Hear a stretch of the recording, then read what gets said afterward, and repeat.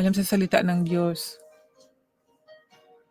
Ayaw naman magbasa. Ako nga, nasabi ko nga kasi noon wala akong alam sa salita ng Diyos, 'di ba? Tapos nung nalaman ko na, sabi ko, akala ko lahat ng tao yung bang masaya makarinig sa salita ng Diyos. Pero hindi pala. Nasabi ko talaga 'yan. Sabi ko, Lord, akala ko, Lord, 'pag nagsasalita ako sa mga salita mo, maraming matutuwa. Pero bakit parang naramdaman ko parang hindi sila natutuwa, Lord? Yun talaga yung sabi ko. Pero sige lang, Lord, magpatuloy ako sa pagsasalita, magpatuloy ako sa pagpapahayag para dahan-dahan, kahit marinig man lang nila yung mga salita mo, Lord, or kahit sa pag-post ko man lang dyan, mababasa nila, at least totoo yun. Ako nga mga kaibigan, sa totoo lang, hindi naman lahat din na talagang naunawaan ko agad-agad, pero hiningi ko talaga kay Lord na maunawaan ko. At yung mga naunawaan ko, yun po ang ibinahagi ko. Natutuwa nga ako dahil may naunawaan ako. At mas lalong natutuwa din po ako dahil ito po sinasalita ko po, dati nakakatakot po, 'di ba, or nahihiya dahil isang makasalanan at nagsasalita sa salita ng Diyos. Pero thank God, no? Ito, isang taong nagpatotoo na merong Diyos na magliligtas ng ating kasalanan at magbibigay sa atin ng kakayahan para isalita siya. Hindi man professional or matalinong tao para iano ang salita ng Diyos. So, isalaysay ang salita ng Diyos. So, i-interpret. Pero, basta ayun lang sa naunawaan ko ang aking isi-share. Yung na alam ko talaga, yun ang pinaunawa ng Diyos, through the Holy Spirit, no? Ng Panginoon sa akin. At para isalita ako, para meron akong isi-share. Kasi, masasabi ko lahat ng aking karanasan, lahat ng aking isasalita ay hindi po mula sa akin. Si Lord, siya po ang author. Siya po yung author ko. Ako po ay nag-deliver lang as a messenger. Yan po. Pero, hindi naman din, pag binigyan tayo ng Panginoon ng kaunawaan o kaalaman, hindi naman agad-agad na yung bang ma-perfect agad ang pagsasalita. Kagaya nga, ganito, kung hindi ko ito ipa-practice, so paano ko ma-develop o ma-motivate ang pag-share sa salita ng Diyos? Kaya nandito po ako, nag-share po ako sa salita niya, na sana po dahan-dahan, dahil wala naman po akong proper Bible study, kundi sa sarili ko lang po, at binabahagi ko lang po sa inyo kasi gusto ko po talaga, ang totoo, ay mag-Bible sharing tayo kung sino man ang may gusto. Yung bawat isa sa atin nagbabasa at isi-share. Hindi yung nagdidebate na pinag-aawayan ang salita ng Diyos, kundi ipinapahayag kung anong naunawaan niya sa salita na binabasa niya. Yun po yung gusto ng Diyos, yung sinasalita siya, yung sinishare po siya, hindi yung pinag-aawayan yung salita niya na ako yung nakakaalam, ito mas tama, ako ang mas nakakaalam nito. Talaga, yung mga ganun ba, hindi. Tapos na po ako diyan, yung nakita ko yung mga tao parang nag-aaway-away sila, tapos ang sama ng mga sinasabi na mamurahan na sila. Parang nasabi ko, hindi ito, hindi ito ang gusto ng Diyos. Nung nasa bata pa ako sa spiritual, gayon hindi ko naman masabing talagang matured na, pero dahan-dahan mapunta po ako diyan. Nung bata pa ako dahil marami akong mga tinatanong, tapos na sumali ako sa mga kaya akala ko tama yung mga gano'n, hanggang dahan-dahan from my inside, the inner self, no, my inner self, parang hindi ito ang tama, hindi ito yung gusto ko. Kaya sabi ko mag-iba ako ng landas. Kahit mag-iisa ako, basta ise-share ko na kahit dahan-dahan kasi yun din po ang gusto ko, na dahan-dahan isasalita ang pagbabasa sa salita ng Diyos kasi kung bibilisan ko, kasi walang nakakaunawa, wala din, useless din, 'di ba? Kaya dahan-dahan kong babasahin kahit sabihin niyo diyan, "Ang hina-hina naman magbasa." Ang dahan-dahan kasi sabi ko talaga, "Lord, gusto ko talaga 'pag mag-share ako sa salita ng Diyos, gusto ko talaga, Lord, yung dahan-dahan na mauunawaan ng mga tao." Lalo na yung mga tao na wala talagang alam sa salita ng Diyos. Yun po yun. Kasi gusto ko, Lord, malaman talaga nila, Lord, kung paano mo pinakilala sa akin ang kabutihan mo, paano mo pinaunawa sa akin yung mga salita. Gano'n din ang gusto kong mangyayari sa mga tao, na makita talaga nila ang katotohanan tungkol sa iyo, Panginoon. Yun ang mga declaration ko during my prayer kay Lord. Kaya ito, dahan-dahan din po talaga. Kaya pasalamat lang din ako kay Lord dahil sa lakas po. Hindi po lakas na magpangsuntok, hindi po ganun. Hindi po ako malakas sumuntok, kundi sa lakas po ng ibinigay ni Lord. Halimbawa, sa trabaho, ang trabaho ko panggabi tapos umuwi, nandito pa ako, wala pang tulog, pero talagang gusto ko mag-share sa kanya.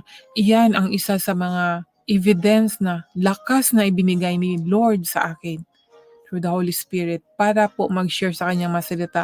At siyempre, no, ang pagsasalita sa salita ng Diyos ay hindi po talaga easy, sa totoo lang. Pero bahala na. Sabi ko, Lord, bahala na, hindi ako magsasalita. Basta hindi ako ang nagsasalita, kundi ikaw, Lord. Ako ay talagang deliverer lang, messenger lang talaga. At basta masaya ako kasi si Lord ang lakas ko eh. Diyan po ako na-amaze po talaga kay Lord. May mga trials po, may mga problema, pero sabi ko, Lord, amazing ka pa rin talaga.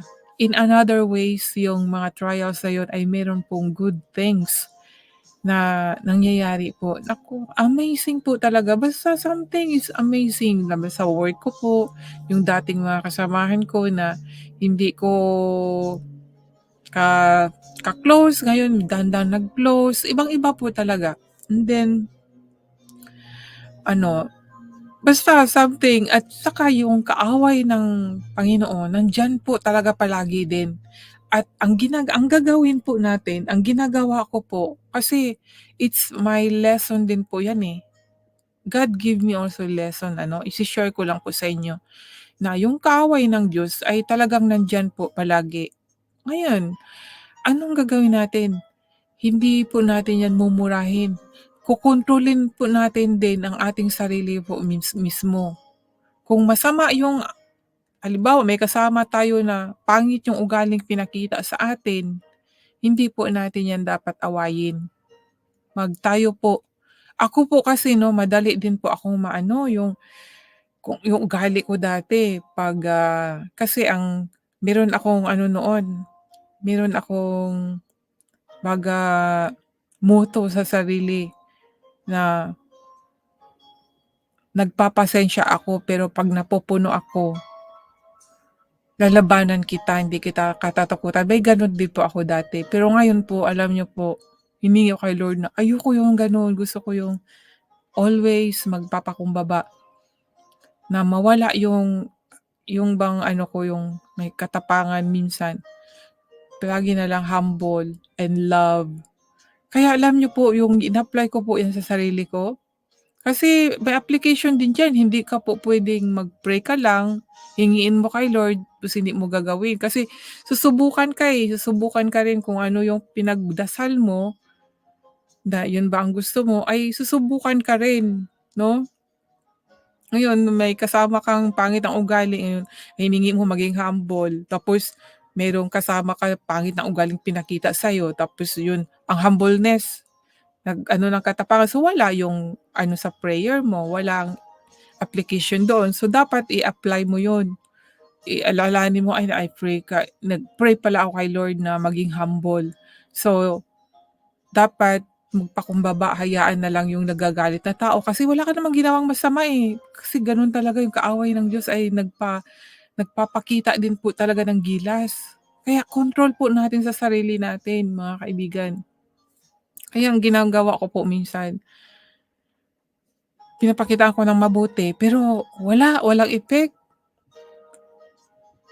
Sa Meron po kasi minsan 'no makakasalamuha, tapos minsan sabi ko, "'Tong tao na 'to walang grateful sa puso niya talaga, walang gratefulness." So minsan po sinasabihan ko rin na ano, mayroon akong sinasabi pero hindi na po pagalit, pero dati po 'pag nagsasalita ako nagagalit ako, pero ngayon mahinahon po yung pagkasabi ko. Siguro na-realize din, and then something talaga na na-amaze din po ako talaga na si Lord ba, kagaya ng istorya ko ngayon ha, sa kasamaan ko sa trabaho.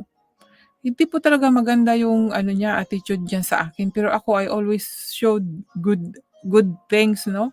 Tinutulungan ko siya kahit hindi siya, humingi ng tulong, na nakita kong hindi niya kaya, halimbawa sa trabaho, kaya minsan nado-double yung trabaho ko.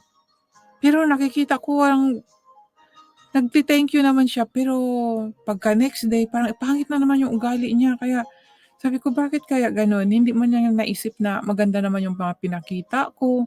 Tapos talagang tinutulungan ko siya kasi ayoko rin kasi na ano yung halimbawa ako ay bakante sa oras tapos nakatayo lang, ayoko din naman ng gano'n. Eh, yung may mga tao na nagtatrabaho, tinutulungan ko po 'yun para gagaan po din po yung trabaho nila.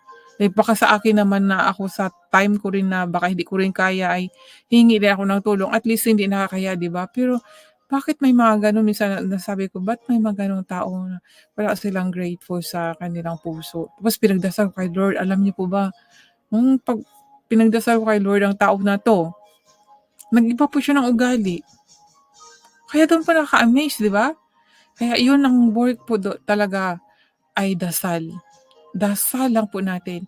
Ipagdasal natin ang ating sarili, ang ating kaluluwa, ang ating mga kasamahan sa trabaho, mga lahat po, pamilya, mga kapatiran, mga relatives, lahat ng tao, pagdasal po natin na magbago. Lalong-lalo na po kung sino po yung malapit sa atin, lagi lagi nating kasama. Pagdasal po natin, 'yan po ng mga kaibigan. Kaya always exalt the name of the Lord. Itataas po natin, pupurihin po natin at huwag po natin ikahiya. Minsan nga nung isang araw din, nag-talk din kami, ng aking kasamahan sa katabi ko po sa trabaho, at talagang parang na-guilty po ako ba na hindi ko po naisama si Lord. Kaya alam niyo po sinisingit-singit ko po kasi siyempre 'di ba dito sa Japan, Japanese, hindi po talaga nila ano yung about sa ating faith. Kaya dinadaan ko po na kasi ako I believe God, naniniwala ako na may God. Talagang ini-insert ko po. Hindi po kasi puwede din niyang isagad. Kaya dahan-dahan na makarinig God, God. Kasi God na po ang mag-touch doon sa kanila na kung meron man silang panahon na pangangailangan na walang ibang makatulong, maalala man lang nila yung God na sinasabi natin 'no? So, kailangan natin insert 'pag may mga taong hindi nakakilala sa ating Diyos, insert natin ang ating Diyos, ang ating God. Wag po nating kakahiya. Ay sinabi ko kasi ako kasi I believe that there is God. Yun po, insert. Parang nagpa-remind po talaga sa akin na yung bang sabihin mo ako, parang gano'n. Kaya laging nag-ano sa isipan ko, kaya insert ko po. Ayaw ko po sanang magbanggit ba kasi sa work 'di ba, parang ano, ah, ano ba 'yun, yung parang distraction, pero parang na-guilty ang puso ko.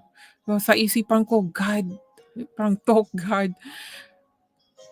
Hindi ko po talaga na ano 'yan, pero parang something na may nagme-message po na, talk about God. Kaya sinabi ko na, ako kasi, may sakit o ano, ay naniniwala kasi ako na may God, na hindi lang sa may pera tayo na puwedeng ano sa doktor, pero ako, still there is God na tutulong na para ma-heal.